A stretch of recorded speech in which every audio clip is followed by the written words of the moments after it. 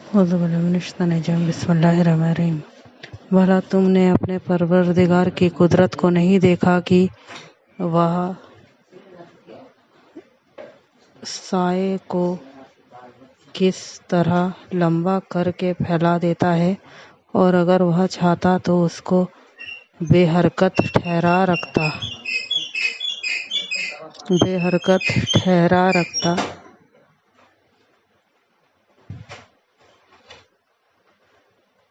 پھر سورج کو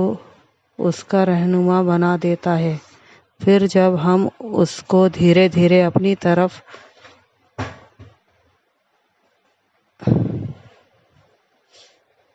سمیٹ لیتے ہیں، اور وہی تو ہے جس نے رات کو تمہارے لیے پردہ اور نیند کو آرام بنایا اور دن کو اٹھ کھڑے ہونے کا وقت ٹھہرایا، اور وہی تو ہے جو اپنی رحمت کے مہ کے آگے ہواؤں کو خوشخبری بنا کر بھیجتا ہے، اور ہم آسمان سے پاک اور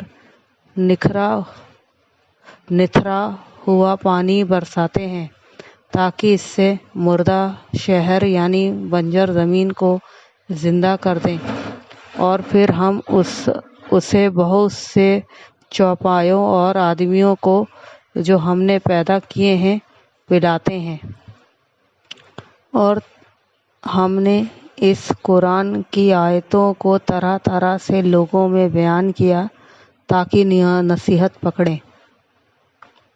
مگر بہت سے لوگوں نے انکار کے سوا قبول نہ کیا۔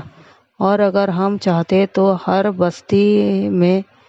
ڈرانے والا بھیج دیتے تو تم کافروں کا کہا نہ مانو، اور ان سے اس قرآن کے حکم کے مطابق بڑے زور سے لڑو۔ اور وہی تو ہے جس نے دو ندیوں کو ملا دیا، ایک کا پانی میٹھا ہے پیاس بجھانے والا، اور دوسرے کا کھاری ہے چھاتی جلانے والا، اور دونوں کے درمیان ایک آڑ اور مضبوط اوٹ بنا دی۔ اور وہی تو ہے جس نے پانی سے آدمی پیدا کیا، پھر اس کو نسب والا اور دامادی رشتے والا بنایا، اور تمہارا پروردگار ہر طرح کی قدرت رکھتا ہے۔ اور یہ لوگ خدا کو چھوڑ کر ایسی چیز کی پوجا کرتے ہیں کہ جو نہ ان کو فائدہ پہنچا سکے اور نہ نقصان، اور کافر اپنے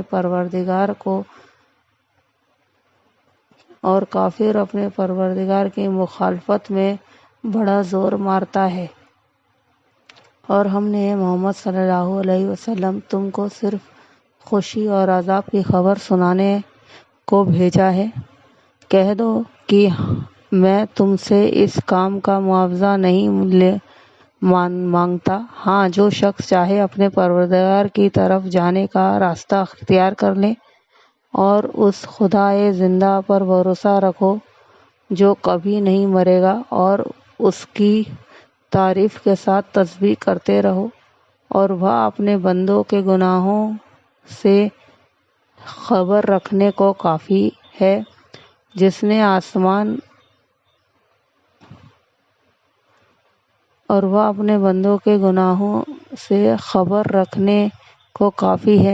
آسمانوں اور زمین کو اور جو کچھ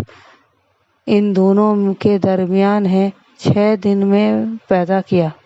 پھر عرش پر جا ٹھہرا۔ وہ جس کا نام رحمان یعنی بڑا مہربان ہے،